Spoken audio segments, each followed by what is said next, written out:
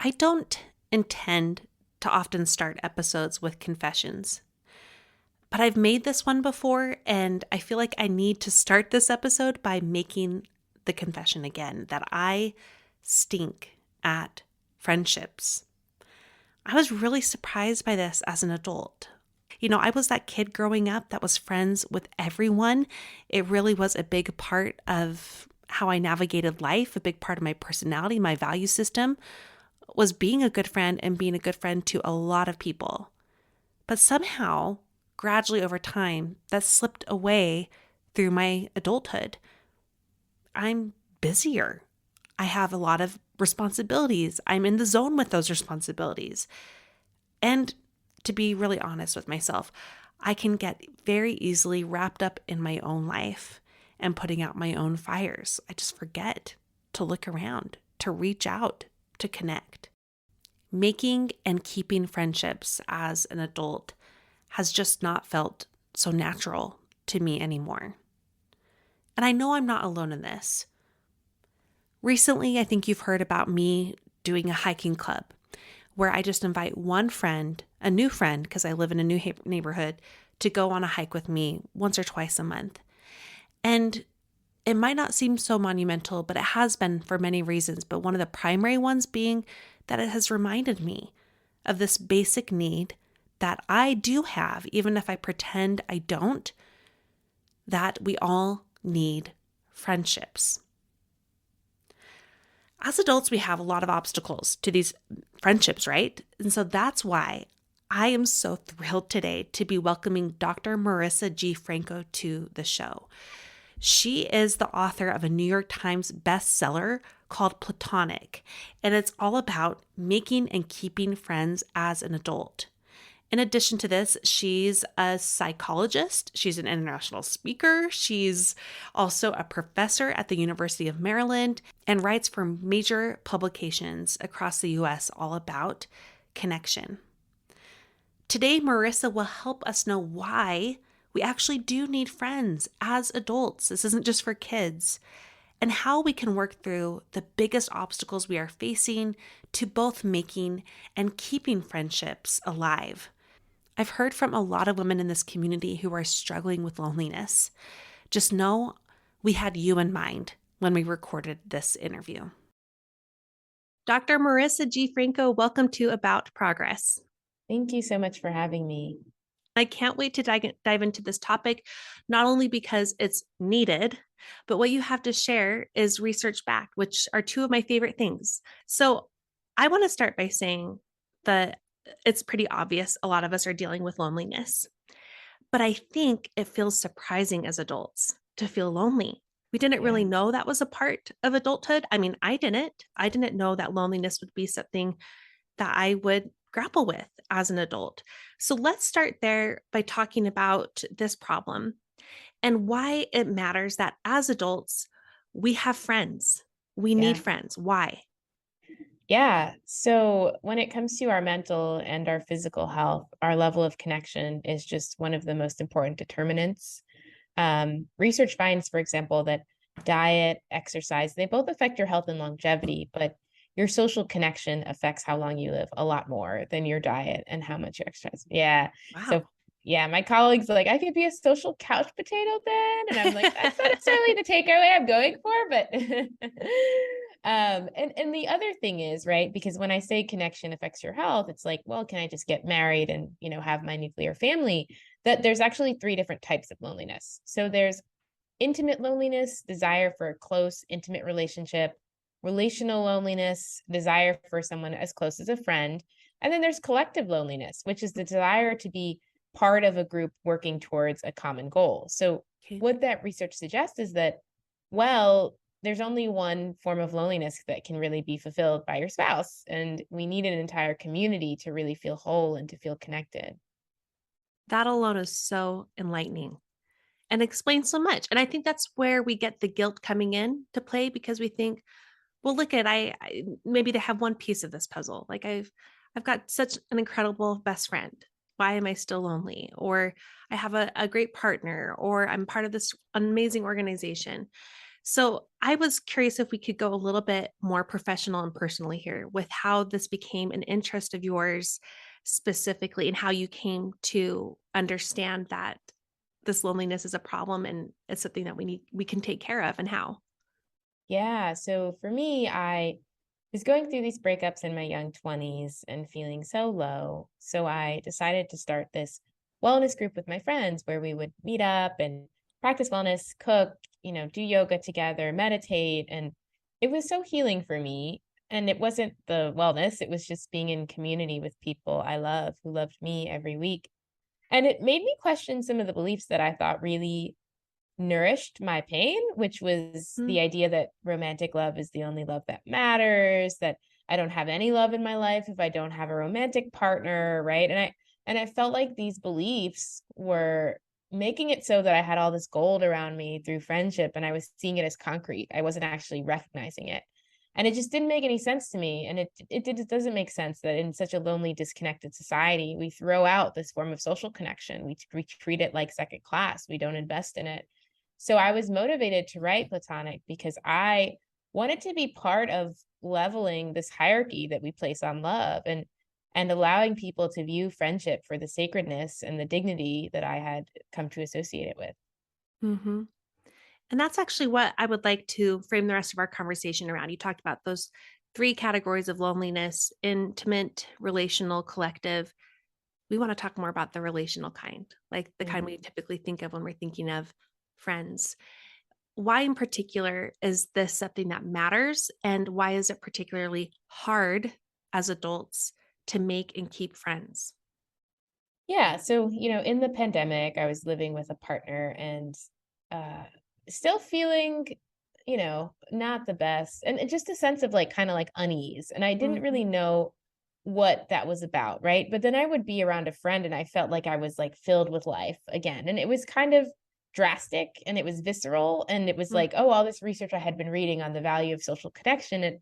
And now I see it. And I think in some ways, being around one person all the time, even though they're great, can make us feel lonely because it gives us only one experience of ourselves.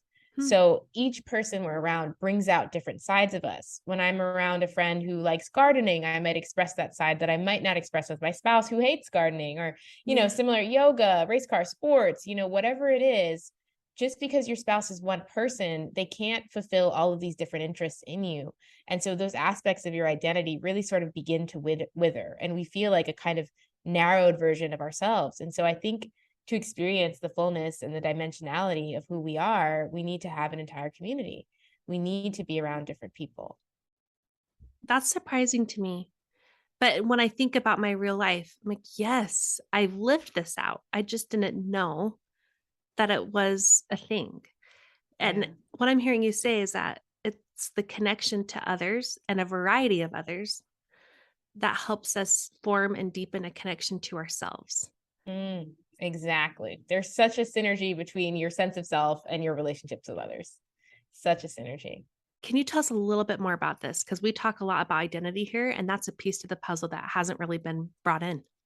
Yeah. So, my book is based in attachment theory, which basically argues that our personality in some ways is fundamentally a reflection of our experiences of connection or lack thereof, right? Mm, Whether we are warm, loving, friendly, aggressive, distrusting, cynical, right? All of those are predicted by how we've connected in the past.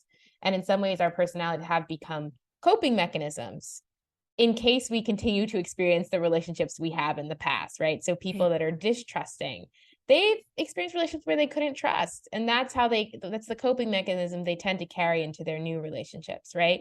And so our personalities, some people argue, are fundamentally a reflection of our relationships. But not only that, there's like this sort of reinforcing cycle, right?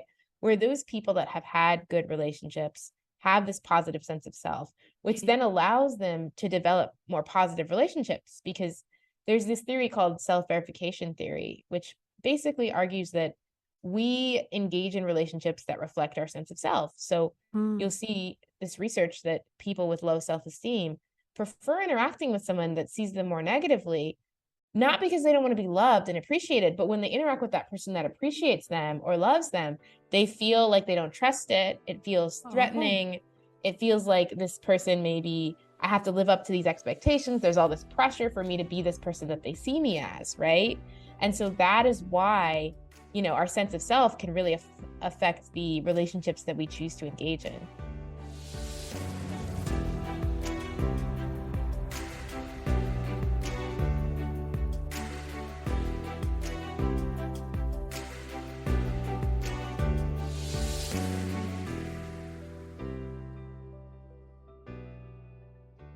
It's another mirror.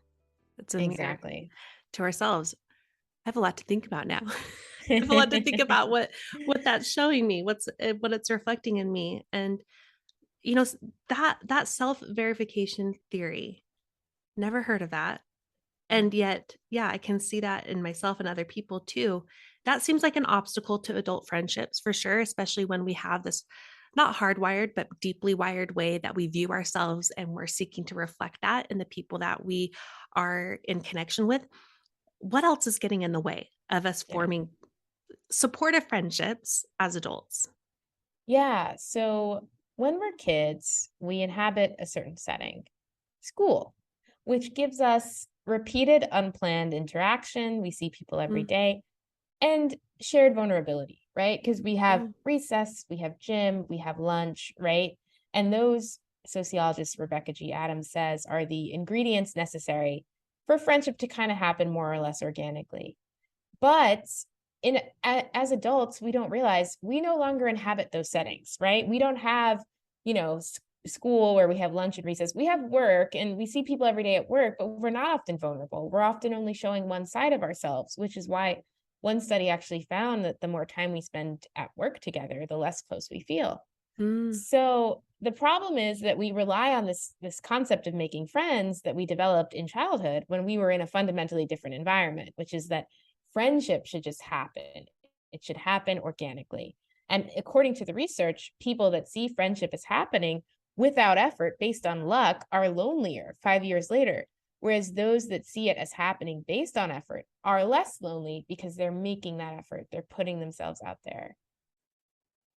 So the part of the settings that mattered was variability, right?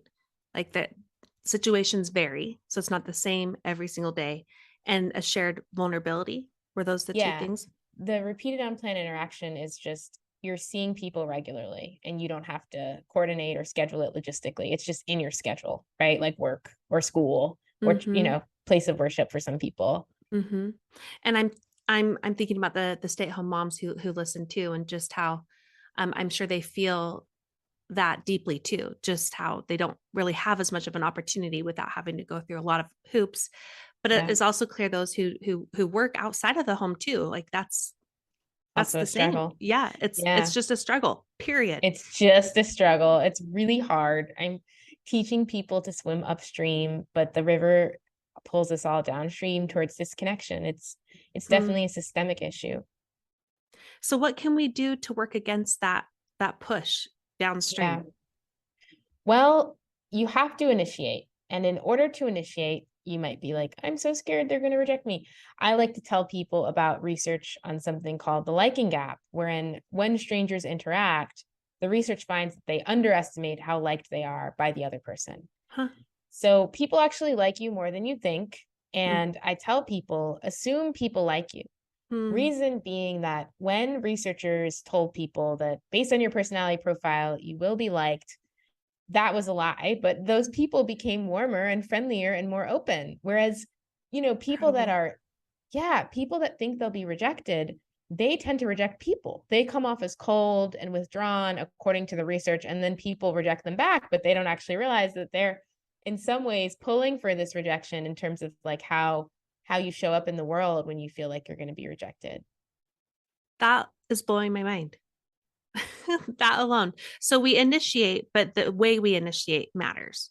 Yeah, you want to assume people like you, and then you're able to say something like, hey, it was so nice to get to know you. I'd love to connect further. Would you be open to Mm. exchanging contact information? It's as easy as that. And I also think, you can initiate through reconnecting with someone that you lost touch with. We Yeah. often assume like they don't want to hear from me, they're too busy, right? But the research actually finds, and you'll hear this from me across the board, that our predictions are inaccurate and they're cynical. Hmm. Actually, from the research, people report liking, appreciating hearing from people when they reconnect with them more than we tend to assume. And that's, again, I think another obstacle because we think it only has to be new people. There's something in our head that we're like, we can't do that because that friendship faded away and it's my fault. I wasn't good at keeping, I wasn't responsive to the texts as much. I was going through a hard time. And so I can't do that. But no, that's a way. Yeah. Reconnection. Okay. Reconnection, low So hanging fruit. so we've got initiate. What else can they do?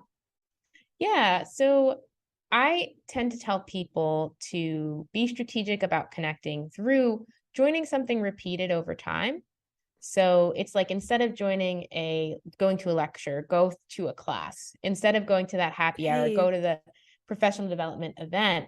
The reason being there's this phenomenon called the mere exposure effect, which is basically the idea that we like people more when we're exposed to them more. So Hmm. these researchers had basically planted women into a psychology lecture. None of the students remembered these women, but at the end of the lecture, they like the woman who showed up to the most classes, 20% more than the woman that showed up the least, right? Hmm. So it's completely unconscious.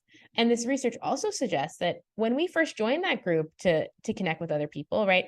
At first, it's going to be uncomfortable. We're not going to trust them, right? And that's because mere exposure effect has not set in, right? But once we're there for, commit to going for like 2 months at least, right? Then mere exposure effect starts to set in. You're going to like them more. They're going to like you more. Like that experience of awkwardness or discomfort, it's not a sign to eject from the connection. It's a sign that you're on the trajectory toward connection. Hmm.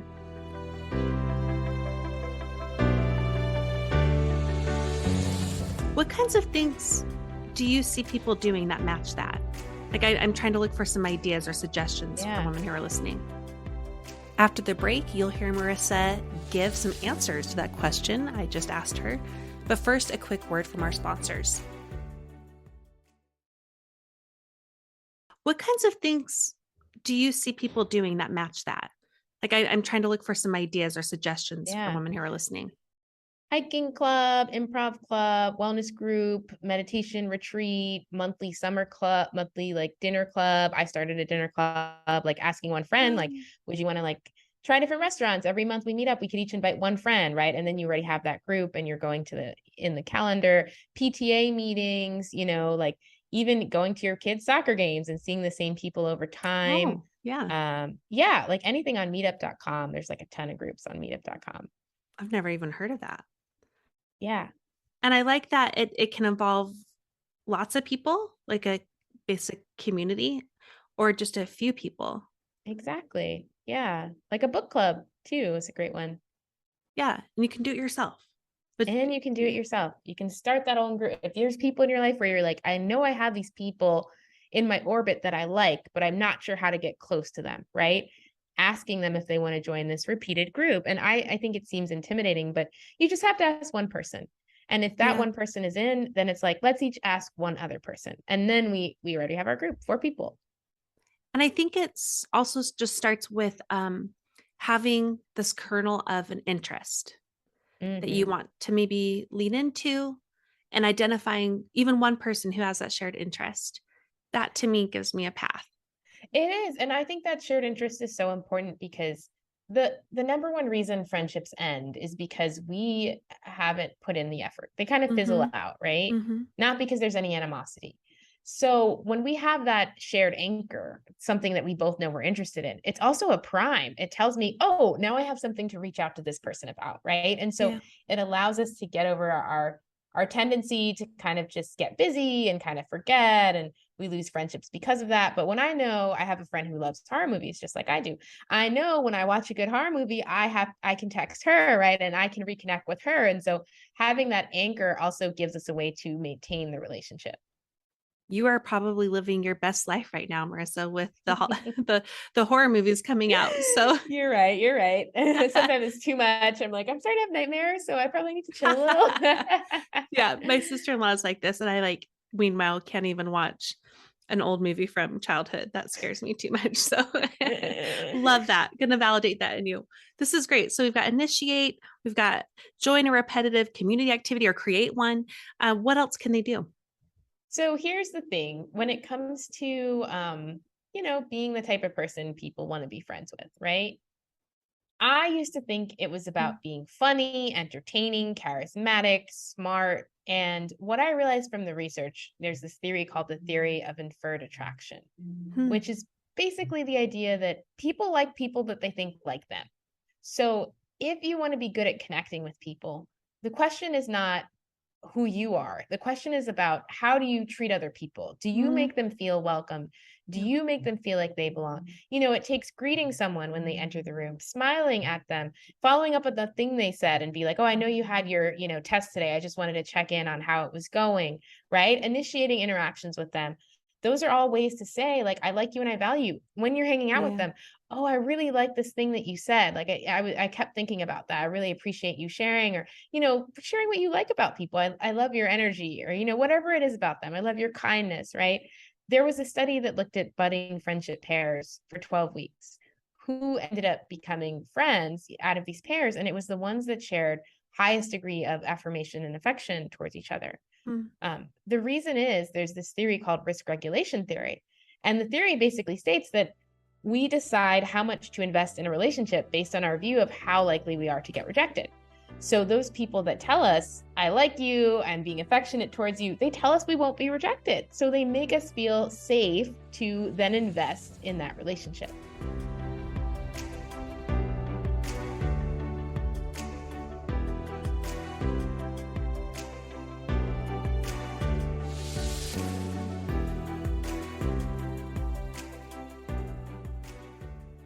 This is why I love talking to you. I mean, you have like all these theories to back it up. I'm learning so much. But again, I keep coming back to my lived experience, and I can see this is the one where I'm like, oops, this used to Yeah. be something I was really good at, like extending myself, being warm, affirming. And as I've gotten older, I don't know if this is the same for you, Marissa, but I'm more and more and more introverted. Mm, I need quiet, I need aloneness. But at the same time, there's something missing, right? And I yeah. can see that just might be the gap right there, is just making that first step of just reflecting what I hope they can inspire back towards me, just these feelings of affection and affirmation. Can you give us a little hope for the fellow introverts who are listening and just thinking, Yeah. have I lost it? Can I do this? No, you haven't. I'm an introvert. So, yes, Love you can hearing that. totally connect with people. I do not see there being a hierarchy of who's better at connecting, extroverts or introverts. I see Love hearing that. each group has a certain set of skills. Hmm. You're an introvert. You're good at deep conversation. You're good at intimacy. You're good at getting other people to open up and listening to them, right? Like all of these things. Extroverts, you're good at bringing the energy. You're good at bringing the groups together. You're good at being that, big party person. You're good at, reaching out to a bunch of people because you have a high need to be around people, right? And so each group brings their strengths. And it's about just leaning into your strengths as an introvert. Like, what Mm. sort of connection does make me feel restored, even though Okay. connection tends to drain me more? Maybe that's hanging out one on one. Maybe that's doing the book club instead of, the soccer group when it comes to my repeated unplanned interaction. Right. So, yeah, I think the more that we can understand what our strengths are based on where our energies lie, the more that we can succeed when it comes to friendship on behalf of them. And knowing that about ourselves, weirdly, we keep coming back to identity, which my listeners are going to laugh about because I always find that somewhere. I just find that. But if you know that about yourself, then that can help direct how you initiate, what kind Exactly. of repeated activity you're going to be drawn to or to create for yourself, as well as how to connect with people. I think it's also important. So, when we predict how much we will enjoy social interaction, we tend to underestimate how much we'll enjoy it, right? And that Oh, fundamentally, yeah, we have this bias. So it makes us less likely to engage when afterward we're like, "Oh, that was actually pretty nice. And I did enjoy that." So it's also about when you are trying to figure out what sort of interaction is restorative for me, think about how you feel after the interaction rather than before. I like to tell me, I'll probably enjoy this more than I think. Let me go into this optimistic. Let me go into this remembering what I'm excited about. Because like being in a good mood is actually a really great resource for connection. When people are in a bad mood, they tend to dislike people more that they interact with. So I think that's also really important when we're connecting, like not using introversion to say, I don't like any forms of connection, but instead, Mm. there's certain forms of connection that I prefer. And when I experience different types of connection, let me be mindful and see how I feel after, so I know what forms of connection to sort of move towards. And with that, I'm pulling out expect to enjoy yourself. You know, Yes. expect it to be okay. At least, at very least, that you're going to be okay. Optimism is key. When I say assume people like you, it's just another form of that. Like just going in optimistic, thinking that it's going to go well. You'll find things to talk about. You'll you'll find a common interest. You'll meet new people, all that. That's great. Just be vulnerable, because Okay. we tend to think we will burden people with our vulnerability, but the research, it finds that the more you intimately self-disclose, the more liked you are by other people, and that we have, this is the last bias I'll indicate, the beautiful mess effect, which is this finding that when we're vulnerable, we think we are being judged more than we actually are. Mm. So then there's also studies on like the 36 questions, if anyone read the New York Times article, 36 questions to fall in love. This researcher basically gave people these like deep questions to go through with other people. And he found that at the end of the interaction, many of them felt or closer to that person that they went through these deep questions with than anyone in their lives. So vulnerability is like super important for us to not just create new connections, but to like actually feel like we're being rewarded by the connections that we have. It sounds like that can be a great resource to just Yeah. pull up and decide Pull a up the few 36 questions. questions. Yeah. You said it was the New York Times? It's in the New York Times. It's Okay. from an article by a researcher named Arthur Aaron. Okay, cool. I'm writing that down and we'll make sure we link that in the show notes. And I'm going to go look it up right after this. Even it could be Awesome. like if we're going back to the intimate connection, like that could be a good date night thing too. Like Totally. It can actually ask be. questions. So if there's one small way women can begin who are listening, what would you suggest? I want you to scroll through your phone contacts, find someone that you wish you wouldn't have fallen out of touch with, text them and say, hey, I was just thinking about you and wanted to check in and see how you're doing. And if they seem to be reciprocating, take the leap and invite them to hang out. Beautiful. I'm going to take you up on this. All right, Yay. Marissa, you've written a book. Can you talk about that and also where people can find you? Yeah. So my book, New York Times bestselling book, is called Platonic: How the Science of Amazing. Attachment. Thank Congrats you. on that. That's so huge. I know, it's so cool. Platonic: How the Science of Attachment Can Help You Make and Keep Friends. I also share tips on my Instagram, which is at Dr. Marisa G. Franco. That's DrMarisa Gfranco. And then on my website, drmarisagfranco.com, I have a quiz you can take that assesses your strengths and weaknesses as a friend and also gives you suggestions on how to improve, or you can reach out for speaking on connection, belonging within and outside of work. And the last thing I'll say is my niece read my book and she said what she got from it was, for friendship to happen, someone has to be brave. So be brave. I love your niece. I know, she's good, right? That needs to be a sign in each of our home. Yes. And the general, I would say the foundation to everything that you taught us today is that undercurrent of be brave. Be brave. Exactly. It takes one person to extend themselves and be brave that way. And you've inspired that in me so much today. Yay. I'm Marissa, so thank you. happy, This was Monica. it was such a beautiful conversation and absolutely what I needed. And I know our community needed it too. I'm really appreciative of all your work and your writing and that you're willing to share with us. It's been an honor to connect with you. Likewise, you have such like a calm, warm energy. So it's been my pleasure as well. Thanks.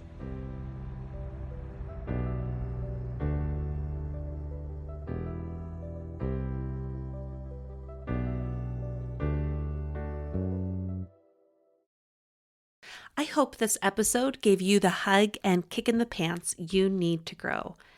I'll now share the progress pointers from this episode, and these are the notes I took so you don't have to. And those on my Go Getter newsletter get this in a graphic form each Wednesday. Number 1, our levels of overall connection are the most important indicator of health as we age. There are 3 types of loneliness: intimate, relational, and collective. And we need to meet all three of these areas to feel truly connected.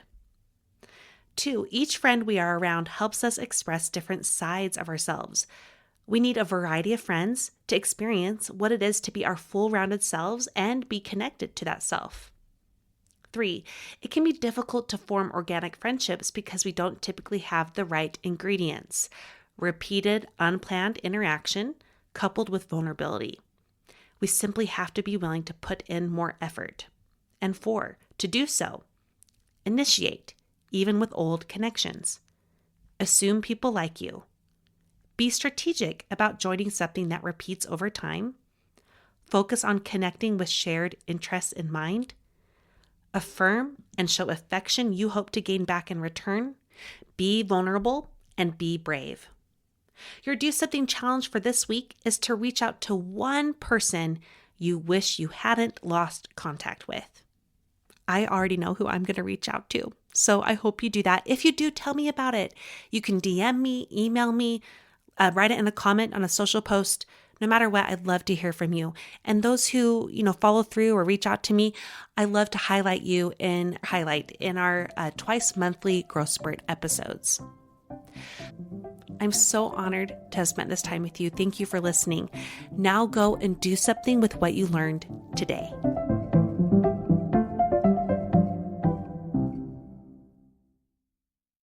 Be vulnerable and be brave.